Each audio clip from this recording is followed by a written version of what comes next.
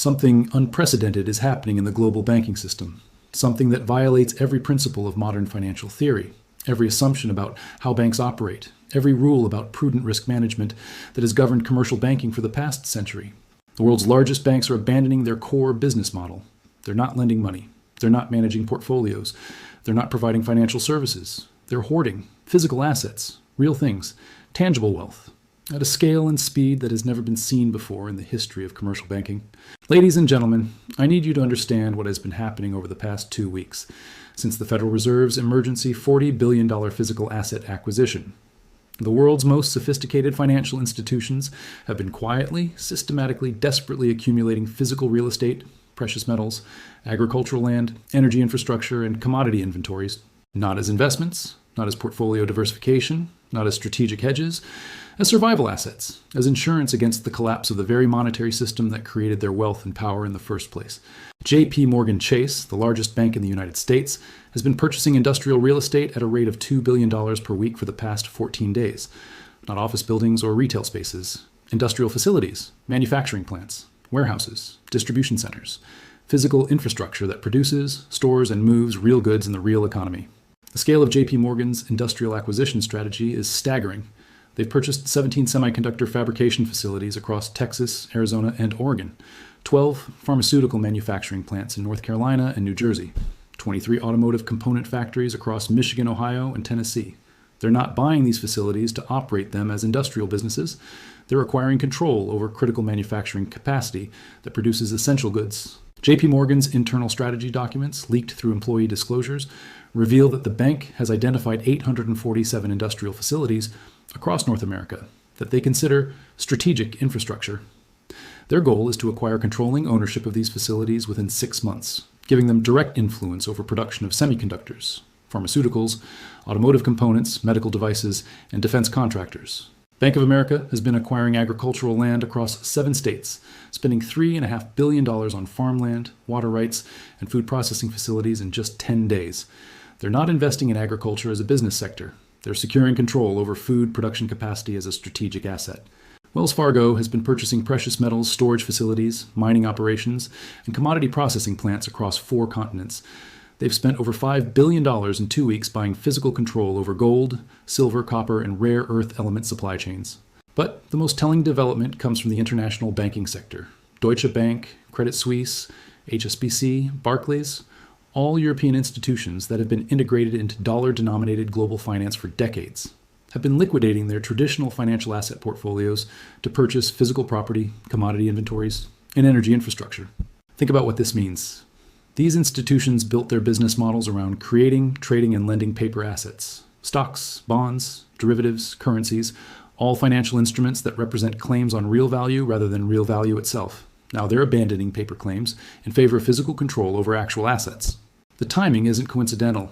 This global banking sector shift toward physical asset accumulation began exactly 72 hours after the Federal Reserve's emergency precious metals purchase, when the world's most important central bank demonstrated that even they didn't trust paper assets anymore. Commercial banks understood that the game had changed permanently. But there's something more disturbing than the scale of this physical asset hoarding. It's the coordination. Banks that normally compete viciously with each other are cooperating to acquire complementary physical assets without bidding against each other. They're not fighting over the same properties. They're dividing up the physical economy systematically. The coordination is happening through what banking industry insiders call the Physical Asset Allocation Protocol, a confidential agreement reached during emergency meetings in Basel, Switzerland 2 weeks ago.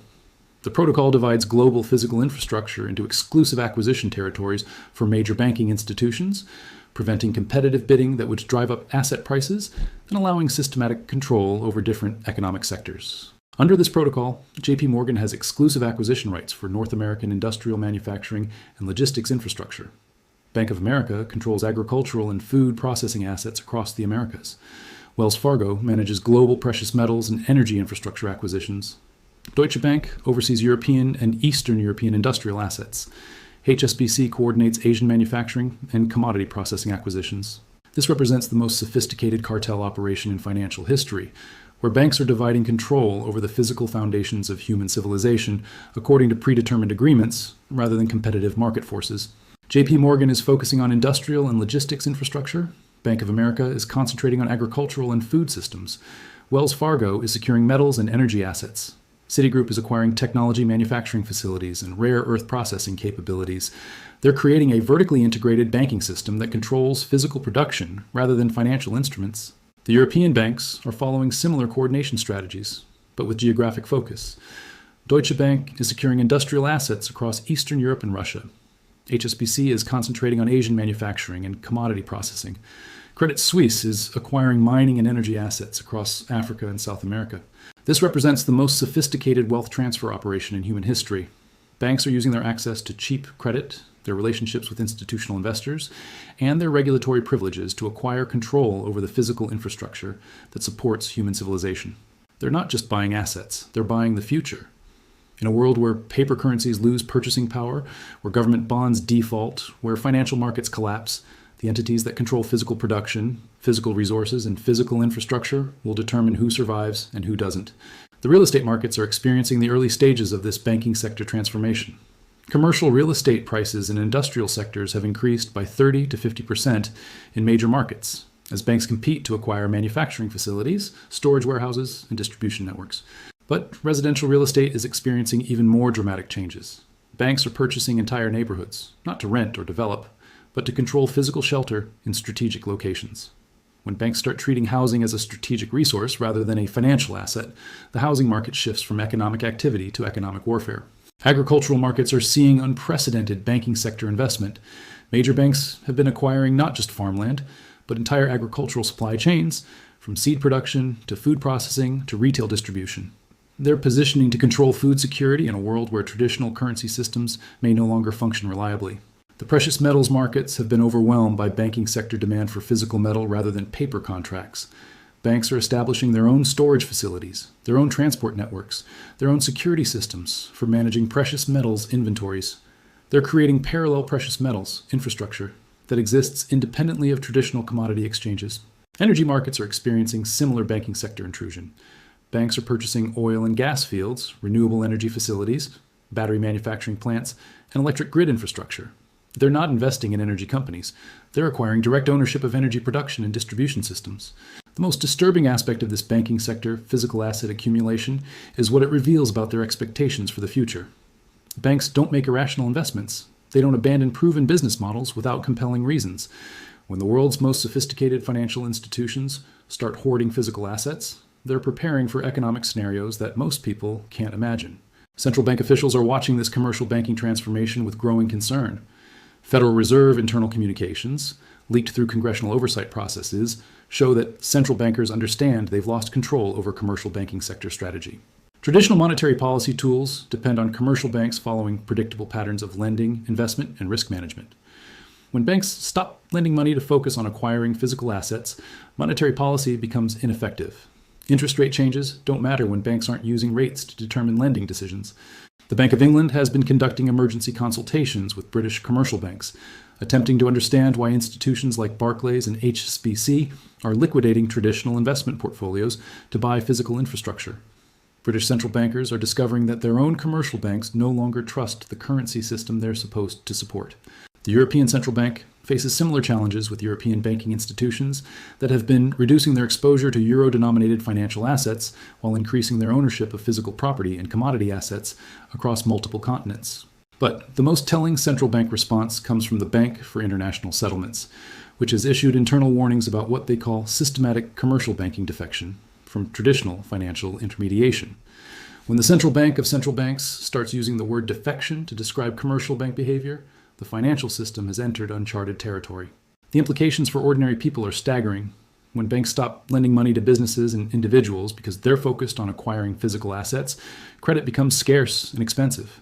Small businesses can't access capital for operations or expansion. Families can't get mortgages for home purchases. Consumer lending has collapsed across major banking institutions as they redirect capital toward physical asset acquisitions. Mortgage originations have declined by 67% at major banks over the past 2 weeks. Small business lending has fallen by 74%. Credit card limits are being reduced for existing customers, while new credit applications face unprecedented rejection rates. The Federal Reserve's own data shows that traditional lending activity has been replaced by asset acquisition activity at an alarming rate. Banks that previously generated revenue through interest on loans are now generating revenue through ownership of physical infrastructure. This represents a fundamental change from financial intermediation to resource extraction business models.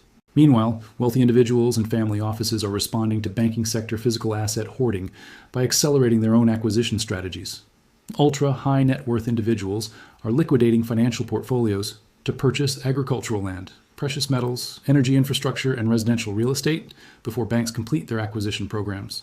But more importantly, when banks control physical infrastructure rather than just financial instruments, they gain power over people's daily lives that goes far beyond traditional banking relationships. If banks control food production, energy distribution, housing supply, and manufacturing capacity, they control the physical foundations of economic survival. The stock market is beginning to reflect the banking sector's transformation toward physical asset control. Traditional bank stocks are experiencing volatility as investors struggle to value institutions that are abandoning their historical business models. Meanwhile, companies that own physical assets, real estate, commodities, and infrastructure are seeing unprecedented demand from institutional investors. Corporate America is responding to the banking sector's physical asset accumulation with their own defensive strategies. Major corporations are accelerating their acquisition of supply chain assets, raw material inventories, and production facilities to prevent banks from gaining control over their operational infrastructure. Tech companies like Apple, Google, and Microsoft are purchasing semiconductor fabrication facilities, rare earth mining operations, and data center real estate to maintain control over their hardware supply chains. They understand that in a world where banks control physical infrastructure, companies that depend on external suppliers face existential risks. Manufacturing companies are implementing similar strategies, acquiring their own raw material sources, transportation networks, and distribution systems. They're creating vertically integrated operations that can function independently of bank-controlled infrastructure. Energy companies are accelerating their integration of production, refining, transport, and retail operations to prevent banks from inserting themselves into energy supply chains. They recognize that banks acquiring energy infrastructure represents competition rather than partnership. The international implications are equally profound. When American and European banks acquire physical assets in developing countries, they're creating new forms of economic colonialism. Instead of controlling developing nations through debt relationships, banks are gaining direct ownership of the physical resources that determine those nations' economic potential. African countries are discovering that their mining operations, agricultural facilities, and energy infrastructure are being systematically acquired by Western banking institutions. Latin American nations are facing similar pressure as banks purchase large-scale agricultural operations and commodity processing facilities. Asian countries are responding more aggressively to Western banking sector physical asset accumulation. China has implemented restrictions on foreign bank acquisition of Chinese real estate, manufacturing facilities, and strategic resources. Japan and South Korea are considering similar protective measures. The insurance industry is experiencing existential crisis as banking sector physical asset hoarding disrupts traditional risk assessment models. Insurance companies that depend on stable asset valuations and predictable economic relationships are discovering that bank-controlled infrastructure creates monopolistic pricing power that breaks actuarial mathematics. Lloyd's of London has suspended coverage for business interruption insurance in sectors where banks control significant portions of the supply chain infrastructure. They're concerned that bank-controlled facilities could deliberately restrict operations to drive up prices for competing businesses, creating insurance liability that cannot be calculated using traditional risk models. Pension funds are facing similar mathematical crises as banking sector asset hoarding inflates the prices of physical assets that pension fund managers need to acquire for portfolio diversification. The California Public Employees Retirement System announced this week that they can no longer afford to purchase real estate or commodity-related investments because banking sector demand has driven prices beyond pension fund budget capabilities. European pension funds are coordinating emergency meetings to discuss defensive strategies against banking sector infrastructure acquisition. They're considering joint purchasing agreements, direct relationships with asset sellers that bypass banking intermediation, and political pressure for regulatory restrictions on bank ownership of non-financial assets. The geopolitical consequences are becoming clear. When banks from one region control physical infrastructure in other regions, traditional diplomatic and trade relationships become secondary to resource control relationships. Economic policy becomes subordinate to the interests of the banks that control physical production capacity.